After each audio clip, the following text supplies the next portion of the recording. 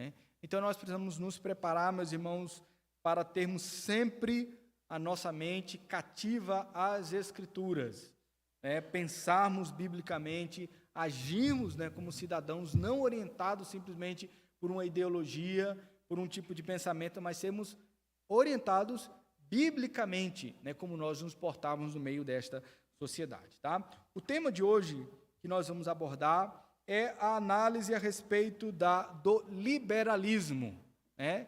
Do liberalismo. Há um tempo atrás, quase não se ouvia falar a respeito disso, né? Liberalismo. Então, hoje nós vamos falar a respeito disso, um pouco, uma introdução, e avaliarmos alguns aspectos do liberalismo à luz das Escrituras, tá bom? Antes disso, vamos orar. Ó Deus, nós te agradecemos por estarmos diante do Senhor nesta manhã, para cultuarmos o teu nome, adorarmos ao Senhor.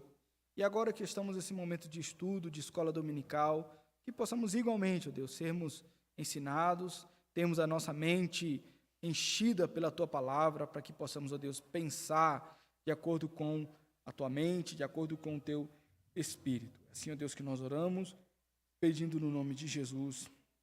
Amém.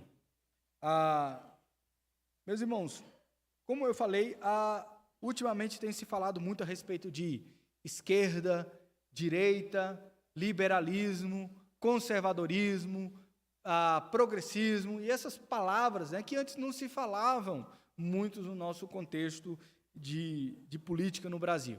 Se falava um pouco, né, a respeito de esquerda e de direita, e até mesmo partidos políticos ou pessoas que eram de esquerdas eram tidas como pessoas de direita. Então, havia uma certa confusão, mistura, e as pessoas, de fato, não paravam para pensar nisso. Majoritariamente, então, se pensava dizendo, não, política é uma coisa, religião é outra, as duas coisas não se misturam. Mas nós precisamos entender que todos nós somos cidadãos, que temos que cumprir o nosso papel, e quando nós chegamos no momento de votar, nós não deixamos de ser crentes. Não, agora, que dia que é a eleição? Outubro. Chegou o dia da eleição, eu vou deixar minha mente de crente de lado para votar.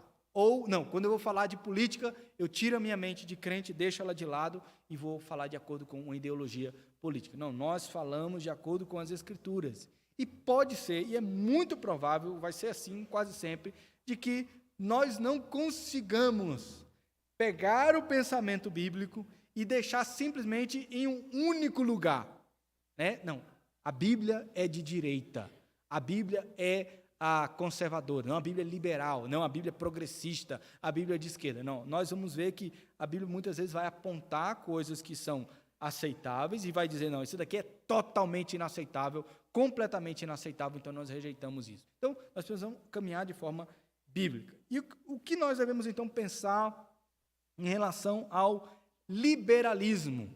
Quem já ouviu essa palavra? Pode entrar, rapaz. Pode entrar, fica aí à vontade.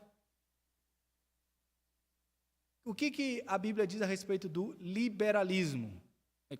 Perdão, meus irmãos, estava olhando aqui, acabei desviando o foco e pulando mais à frente. Os irmãos já ouviram falar a respeito do liberalismo? Sim? Quem nunca ouviu? Eu não sei, que nunca ouvi falar disso. Liberalismo. Há diversas maneiras de nós olharmos ou diversas formas que se define o liberalismo. Há um liberalismo teológico, que não é o liberalismo que nós vamos falar aqui. Há o liberalismo moral, que também não é. Nós vamos falar a respeito de liberalismo como forma de sistema de governo, não sistema de governo, mas sistema ideológico que conduz uma sociedade. Então, o liberalismo teológico, o que é? Para vocês não confundirem aí, quando vocês falarem a respeito de liberalismo. O liberalismo teológico é uma corrente de pensamento que surgiu no século XX, especialmente na Europa, que invadiu os seminários, influenciados pelo pensamento humanista, que eles analisam tudo pela razão. Então é assim, se na Bíblia diz que, por exemplo, Jesus transformou a água em vinho, naturalmente isso é possível?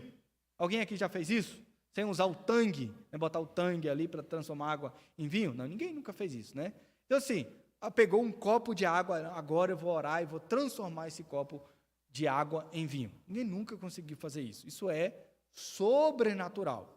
O liberalismo teológico, então, pensa assim, não, peraí, isso cabe dentro da razão humana? Não, não cabe. Então, isso daqui é um mito. Isso daqui foi um milagre atribuído a Jesus que ele, de fato, não fez, não realizou. Então, isso daqui foi um mito construído em cima da obra de Jesus. Então, tudo aquilo nas Escrituras que falam de algo sobrenatural, que não entra dentro da razão humana, é cortado. E a pergunta é, o que sobra da Bíblia, então? O que sobra? Nada. Não sobra a criação, não sobra o mundo espiritual, não sobra a intervenção de Deus na humanidade, não sobra nada. O resultado disso é que muitas igrejas morreram ou descambaram para um tipo de religiosidade social, né? de um cristianismo social, o evangelho social. Então, o que importa não é se Jesus vem. O que importa é nós transformarmos a nossa sociedade, nós abraçarmos os pobres, nós fazermos o bem, nós fazemos então que a nossa sociedade seja justa. O liberalismo teológico, então, matou as igrejas e transformou o evangelho em um evangelho social. Hoje, então, se você for na Europa, nos Estados Unidos, as igrejas estão morrendo. Não há mais quase igreja. A Europa, como um todo, há cerca de 1% de protestantismo. Nos Estados Unidos, as igrejas presbiterianas, que eram muito fortes, estão perdendo milhares e milhares de membros todos os anos. E para se manter relevante ainda na sociedade, você vai encontrar igrejas, por exemplo, que estão ordenando pastores homossexuais, fazendo casamentos homossexuais e abraçando todo tipo de pauta ideológica, porque nós precisamos nos manter relevante no meio da sociedade. Ou seja, o liberalismo teológico, ele acabou com a igreja e abriu as portas para que aquilo que não é bíblico entrasse no meio daqueles poucos que restaram no meio da igreja. Então, liberalismo teológico é uma coisa. Agora, o liberalismo que nós vamos falar aqui, ele é definido como a maneira que as pessoas se relacionam de forma individual com o Estado e com as outras pessoas. A definição de liberalismo tradicional diz que a visão da qual essa sociedade livre só é possível caso os membros individuais tenham soberania sobre a própria vida, o que significa ser livre tanto para dar quanto para recusar o consentimento em relação a quaisquer relações que possam vir a ser propostas. O liberalismo, então, ele aponta especialmente para a liberdade do ser humano. Nós somos livres. O Estado, então, não pode impor a sua vontade, não pode controlar a vontade do indivíduo, porque ele habita numa sociedade onde aquilo que ele faz é pela sua livre escolha. Essa então, é uma definição do liberalismo. Então, nós vamos ver algumas características, 3 características aqui do liberalismo. Primeira característica, a soberania do indivíduo. Nem a igreja, nem o Estado, nem qualquer organização tem o direito de intervir na vida, nas decisões de uma pessoa ou ditar para ela o que é certo ou errado. Então, nesse pensamento, nada pode ser então tido como uma imposição. O liberalismo ou liberal, ele vai dizer, eu sou livre para escolher, eu preciso de liberdade para escolher. Então, o Estado não vai vir, por exemplo, dizer para mim como eu devo educar os meus filhos. O Estado não pode, então, intervir qual é o currículo escolar, o que eu ensino, o que eu deixo de ensinar, se ele vai estudar, ser matriculado em uma escola confessional, se ele vai ser matriculado em uma escola pública, o Estado não pode intervir. Então, já de primeiro, os irmãos sabem que nós, no Brasil, não vivemos em um Estado liberal. Por quê? Porque todas as crianças são obrigadas a estudar. Então, os pais pela lei, pela Constituição, eles então devem matricular os seus filhos, ou é o entendimento, a interpretação que se tem da Constituição. Você não pode, então, simplesmente escolher educar o seu filho em casa, por exemplo. Nos Estados Unidos, na Europa, em grande parte dos países, é permitido que você mesmo faça o currículo do seu filho. Não, eu vou educar os meus filhos em casa. É o conhecido home school, né? Foi falado muito aí esses dias a respeito dessa lei que foi aprovada lá a medida provisória que foi aprovada no Congresso, né? Então, o Estado não pode interferir. Posso usar armas ou não posso usar armas? Não, liberal diz, eu que escolho. No Estado não vai dizer se eu posso ter arma ou não posso ter arma em casa. Eu vou escolher. Eu vou ter uma propriedade privada, eu vou mandar na minha propriedade, já que o Estado pode vir tomar aquilo que é meu. Não, é minha, eu faço o que eu quiser aqui na propriedade. Então, a soberania do indivíduo. Um autor chamado Coises diz o seguinte: para começar, o liberalismo parte de uma crença fundamental na autonomia humana, que vai muito além de um simples apreço pela liberdade pessoal. Ser autônomo é dirigir a si mesmo, governar a si mesmo, segundo a lei que se escolheu para si. Então, o autônomo, ou seja, eu faço a minha própria lei. Eu digo, o que tem uma implicação moral muito grande, porque aí você entra no campo daquilo que é certo e daquilo que é errado. Quem define o que é certo e o que é errado? No liberalismo. Quem define? A própria pessoa, majoritariamente a própria pessoa. É claro, então, que os proponentes do liberalismo, e pessoas que convivem, né, em nações mais liberais, eles vão caminhar tentando fazer um consenso de indivíduos. Aquilo que é um consenso entre os indivíduos, então se torna uma lei. Mas, majoritariamente, se vai dizer que a lei, ela então vai ser determinada por aquilo que eu, na minha própria lei, na minha própria autonomia, estou conduzindo. Então, questões sobre aborto, né? Dentro do liberalismo vai ser, não, é você que sabe. Você é livre. Você pode, então, se você acha que tem que abortar, então, vá em frente. Perceba, então, como às vezes as pessoas dizem, não, aborto é de esquerda, né? E esquerda não é liberal. Mas há pensamentos liberais que fazem, então, com que alguns assuntos que são defendidos pelos progressistas também sejam defendidos pelos liberais. É tanto que, por exemplo, nos Estados Unidos, a esquerda, eles são conhecidos como os liberais, né? São os liberais. Então, há uma mistura aí, porque se defende, então, a liberdade da pessoa dizer, você vai fazer o que você achar que é bom para você. Nós temos, então, aqui essa definição do indivíduo, a soberania do indivíduo. Segunda característica, o Estado pequeno. Um outro princípio, então, do liberalismo é a defesa de um Estado que seja pequeno, não intervencionista. O que é o Estado? É o governo, né? O poder judicial, o poder legislativo, o poder executivo, prefeito, juiz, vereadores, deputados, né? Então, é toda essa máquina. No Brasil, então, nós temos um Estado extremamente pesado, grande, gigante, né? Que está em todos os lugares. Você não faz, no Brasil, quase nada sem a intervenção do Estado. Por exemplo, a gente vai construir uma quadra aqui. A gente tem que pedir permissão para o Estado para nós construirmos uma quadra. A gente tem um dinheiro, tem um terreno, então vamos construir. Não, espera aí. O Estado vai ter que vir aqui ver se você vai construir dentro das normas que nós achamos que vocês têm que cumprir. Vai ter que ser desse jeito. Você, então, vai fazer qualquer coisa. Você precisa, então, do Estado controlando aquilo que você faz. No Brasil, nós temos um Estado extremamente intrometido na vida das pessoas. Então, o liberalismo diz, não, o Estado tem que ser pequeno. Ele tem que ser leve. Por que acontece para nós mantermos um Estado grande? Pagar prefeito, pagar vereadores, pagar deputados, governadores, juízes, funcionários públicos. O que se precisa para manter essas coisas? Coisa muito fácil. O que é, Vanderlei? Vanderlei sabe bem. impostos, não é?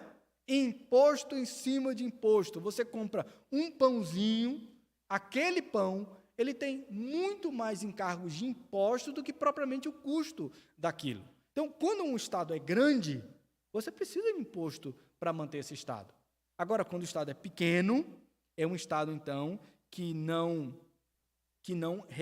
pesa muito sobre a população, sobre o povo. Então, é um Estado menor, você não precisa de tantos deputados, tantos governadores, senadores, você não precisa de tanta gente ali nas repartições públicas, porque tudo é privatizado, tudo é, então, dirigido pela iniciativa privada, de pessoas individuais que estão nos negócios. Então, aqui o Estado não intervém. Logicamente, o Estado não intervém nas outras coisas que são caras para a gente, né? Não intervém na religião, na família, o Estado não deveria intervir como nós negociamos as coisas. Então, um Estado pequeno se ausenta, então, dessas coisas comuns da vida e se preocupa em coisas mais básicas, como segurança, educação, saúde, né? Talvez em alguns lugares nem mesmo a saúde, né? Mas eles, então, intervêm o mínimo possível. Então, logicamente, tem menos imposto a pagar, porque o Estado é pequeno. Terceira característica do do liberalismo, livre comércio. Livre comércio, o que é que significa isso? Que o Estado não intervém nas relações de comércios e ele não controla o preço das coisas, ele não tem que comprar nada, ele não tem que vender nada, porque ele está dedicado a algumas poucas áreas da sociedade, mas então ele não está dedicado, por exemplo, a entregar carta, a fazer asfalto, não se preocupa com essas coisas. Então, aí se dá a vez a que as iniciativas individuais negociem. Qual vai ser o preço da carne? O Estado não tem vez nisso. Quem vai definir são as pessoas que estão vendendo e comprando, os produtores, eles vão definir. Qual vai ser o preço do combustível? Quem vai definir são as empresas petrolíferas, né, os donos, eles vão, então, definir. Então, o que vai acontecer é que a concorrência para vender vai diminuir o preço das coisas para que, então, seja o livre comércio. Isso é a teoria do liberalismo, de acordo com o que eles ensinam. Quarto e último ponto para a gente, então, terminar aqui a nossa aula. Como que nós, então, avaliamos o liberalismo à luz das Escrituras? Primeira coisa que nós falamos aqui foi a respeito da soberania do indivíduo. O indivíduo é livre, o indivíduo, então, é autônomo, ele, então, que vai definir as coisas. O que diz a Bíblia a respeito do ser humano? O ser humano, então, ele é livre, ele é autônomo, o ser humano ele pode, então, criar a sua própria lei? Sim e não. Sim e não. Vamos lá. Por quê?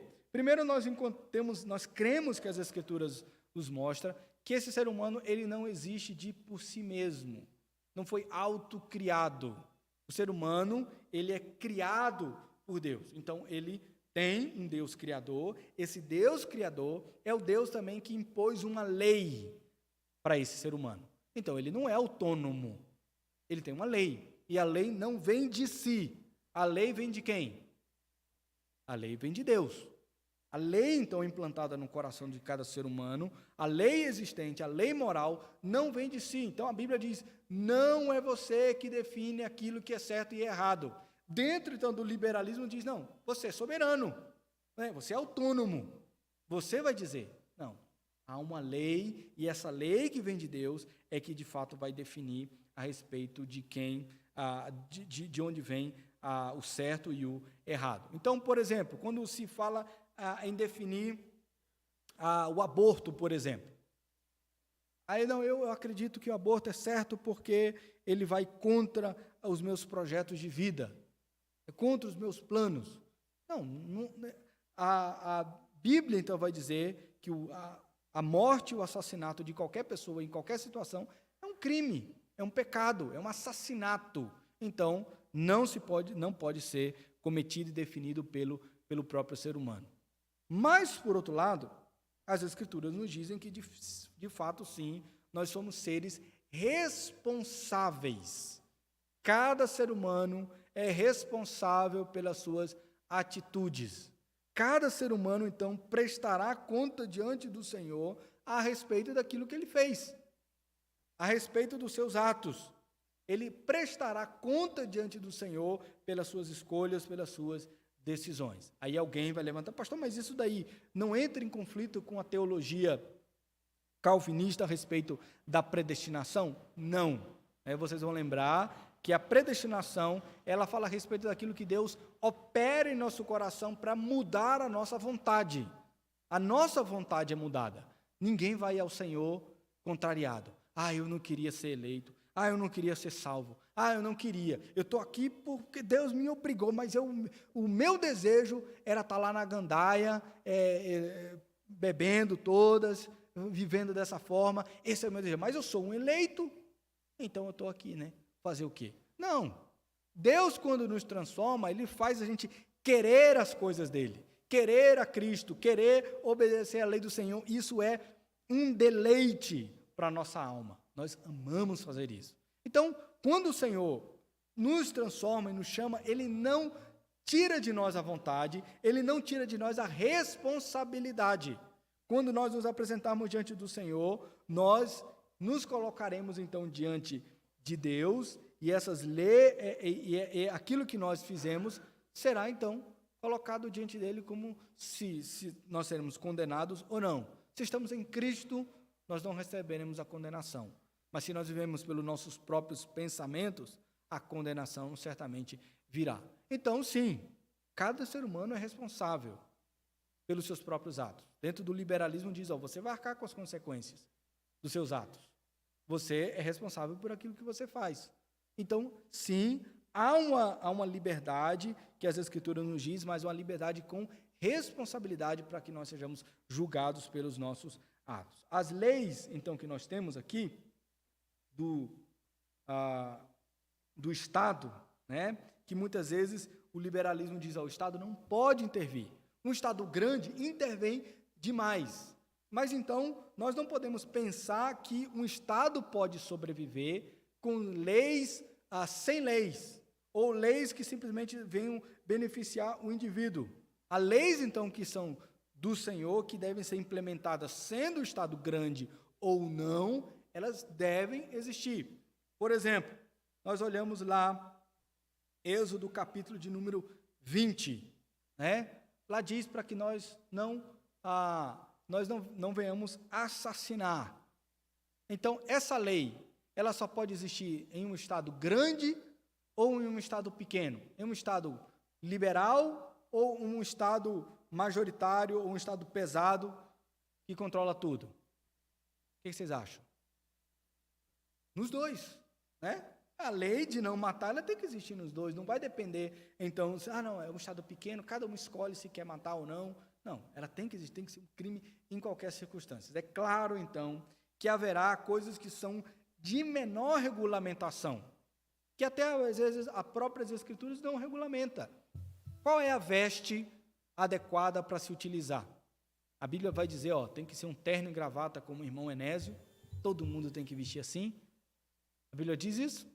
Não, nós temos as nossas liberdades, responsabilidades, assim como se a gente vestir uma roupa inapropriada, nós também responderemos diante de Deus de vestirmos de forma inapropriada. Então, o Estado não pode controlar os mínimos detalhes da vida, porque o próprio Deus nos deu a liberdade de escolhermos aquilo que nós podemos fazer. Então, há uma lei moral de Deus que precisa ser obedecida, mas essa lei, então, ela, de acordo com as nossas responsabilidades, são discernidas em cada contexto, em cada situação, e nem o próprio Deus, então, nos deu detalhadamente tudo aquilo como deveria fazer. Então, muito menos o Estado deveria fazer, porque o Estado, então, aí se coloca como o próprio Deus, porque ele quer controlar tudo. Então, nem o próprio Deus, ele nos diz exatamente cada detalhe que nós vamos fazer. Então, imagine o Estado. Deus, então, nos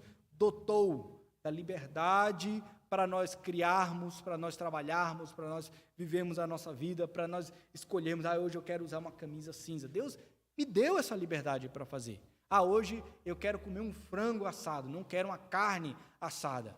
Deus me permitiu escolher essas coisas. Agora, quanto mais reprovável diante do Senhor vai ser um estado dizendo, não, hoje você vai comer só ovo. O mês inteiro é só ovo. Uma vez por mês você vai ter direito de comer frango. Uma vez por mês. Mas por quê? Não, é assim, acabou. Para que todos sejam iguais. Para que todos, então, não tenham inveja do outro, porque um dia você está comendo carne, outro dia está comendo frango, e outro dia está comendo ovo. Não, todo mundo vai comer ovo o mês inteiro, e um dia você vai ter direito a comer frango. Isso não vem do Senhor. Isso é uma intromissão pecaminosa. Por último, nós vimos aqui a respeito do livre comércio. Muitas pessoas que criticam o livre comércio simplesmente pela questão das oportunidades, né? Então vai deixar alguns de fora e alguns vão crescer e outros não. Haverá vencedores e haverá perdedores. Mas o que nós encontramos nas Escrituras é que o próprio Deus, ele ensina que o seu povo trabalhe com esmero. Gênesis capítulo de número 2, verso de número 4, vou pedir para alguém abrir lá para a gente. Gênesis 2, 4.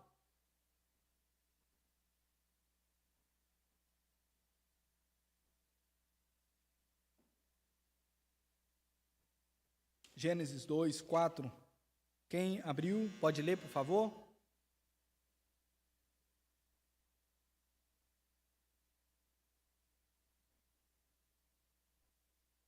Gênesis 2, 4.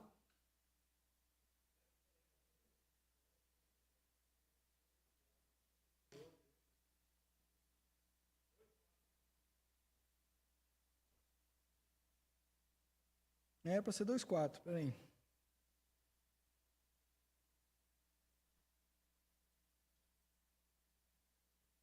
Sim, é 2, 4 ao 5.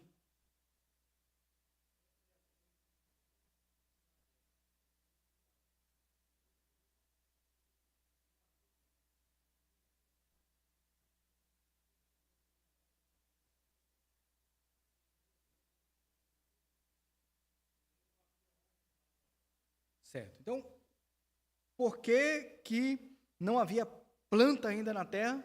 2 motivos.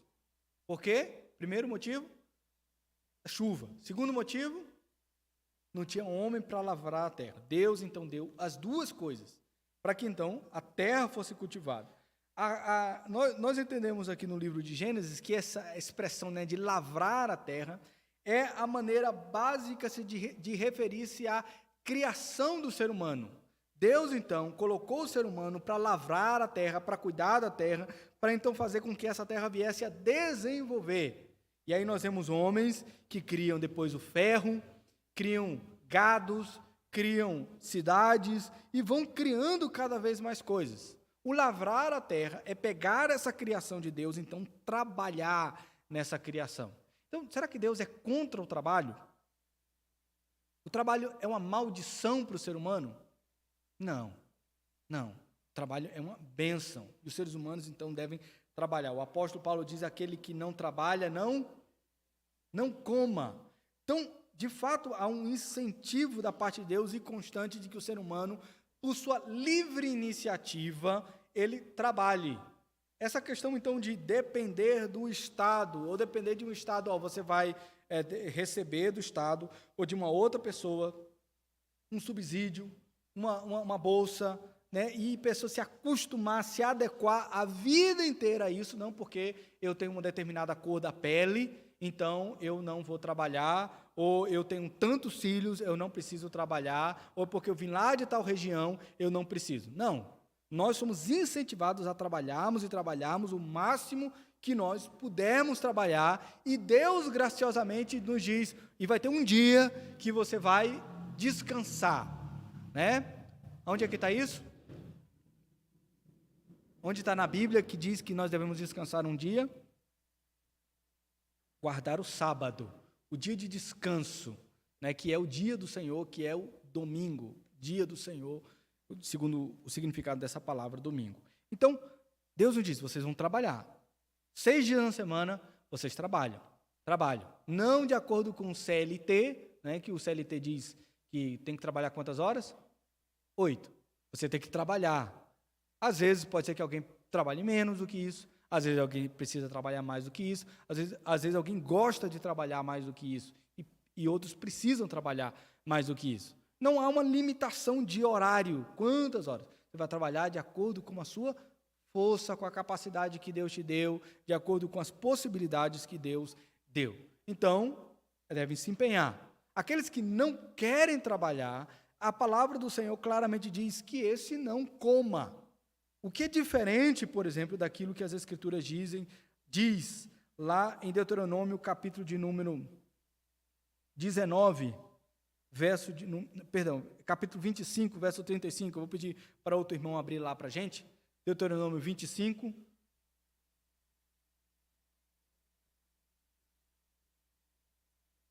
Deuteronômio 25, versículo 35 a 38. Wesley vai abrir para a gente aí, né, Wesley? Não? Quem abriu, meus irmãos, pode ler para a gente aí. Deuteronômio 25, 35 a 38. Então, peraí, eu anotei errado aqui. Então, 25.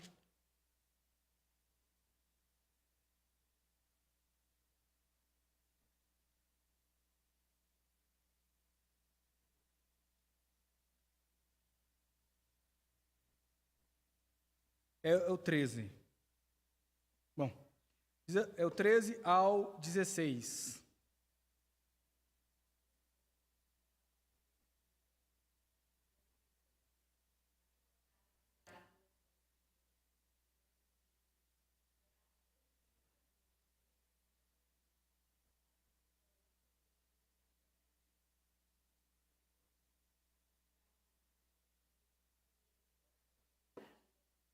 Certo. Então, aqui há um controle também da maneira como se negocia.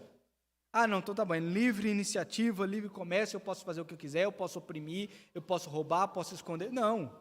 Há que se trabalhar com justiça, um controle justo, porque aquilo que é injusto, aquilo que desonera outras pessoas, que rouba outras pessoas, isso é abominável diante do Senhor. Se por causa do livre comércio a desonra a outras pessoas, isso é abominável diante do Senhor. Igualmente como é abominável diante do Senhor, o Estado, então, que se intervém de tal maneira e rouba as pessoas, cobrando imposto mais aquilo que é devido. É um roubo também.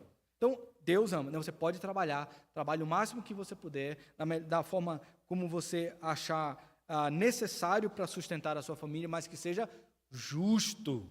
Você não pode defraudar as pessoas. Mas alguém vai perguntar, mas e os pobres, né, na nossa sociedade? O que será dos pobres? E, às vezes, há aqueles que não conseguem trabalhar, aqueles que não têm condições.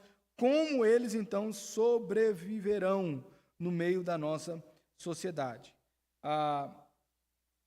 Nós temos nas Escrituras, então, de forma muito clara, aquilo que a Bíblia diz a respeito do cuidado em relação àqueles que não têm condições. Por exemplo, a Bíblia fala a respeito das viúvas, dos órfãos e dos estrangeiros, que o povo de Deus, de maneira muito particular, deveria cuidar dessas pessoas. Quando a igreja, por exemplo, em Atos dos Apóstolos, no capítulo de número 6, eles tinham ali uma distribuição de alimentos. Para quem? Quem recebiam aqueles alimentos em Atos capítulo 6? Vamos lá, gente, vocês lembram? Atos capítulo 6, quem recebia os alimentos na distribuição diária daqueles alimentos? Quem? Quem eram as pessoas que recebiam? Vamos lá, vocês podem copiar lá, colar. Eram as viúvas, né? As viúvas recebiam. Então, a igreja tinha preocupação, entendia, há pessoas que não conseguem trabalhar, especialmente naquele tempo, onde uma mulher, se ela ficasse viúva, ela não tinha a mesma condição que há hoje de sair para trabalhar, para sustentar. Algumas outras viúvas tinham, mulheres solteiras que tinham também. Por exemplo, Dorcas era uma mulher rica que tinha como se sustentar e sustentar outras pessoas, mas não era o caso de todas às outras pessoas. A Bíblia também fala de que nós devemos cuidar daqueles que não podem, não têm condições, né? Estrangeiros, órfãos, e nós devemos atender a essas pessoas. Então, não é simplesmente dizer, cada um vai trabalhar, cada um vai tomar conta da sua vida, o Estado não vai intervir, e se você não conseguiu dinheiro para comer, então se vira. Não, há pessoas em situações específicas que devem ser atendidas em suas necessidades. E talvez o Estado, por uma abrangência maior, pode sim cuidar dessas pessoas. Mas é claro que deve ter um discernimento em observar aquelas pessoas que pecaminosamente não querem mais trabalhar. Não quero trabalhar. Eu só quero viver à custa de outro, do Estado. Eu quero viver à custa de uma bolsa.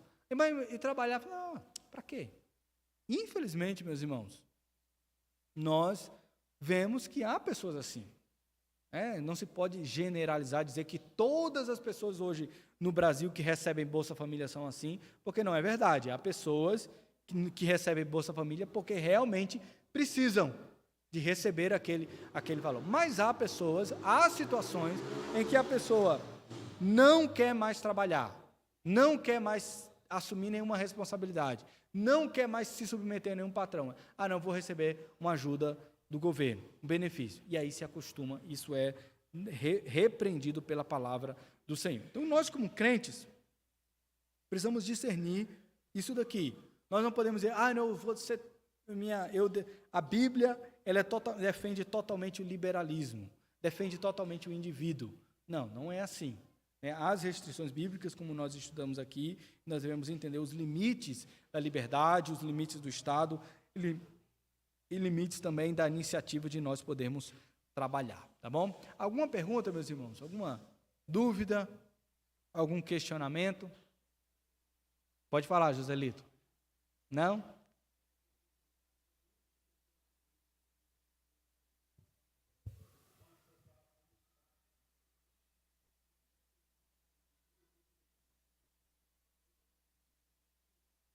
Há coisas necessárias, né?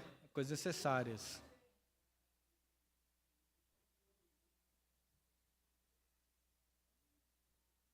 Exatamente.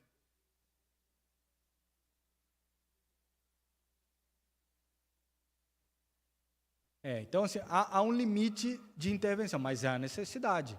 Como eu falei, né?